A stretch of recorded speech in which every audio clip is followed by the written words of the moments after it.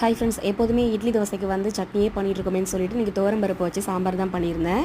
இந்த சாம்பார் பண்ணுறதுக்கு வந்து பார்த்திங்கனாக்கா காய் எதுவுமே தேவையில்லை, வெறும் பருப்பு மட்டும் போதும்.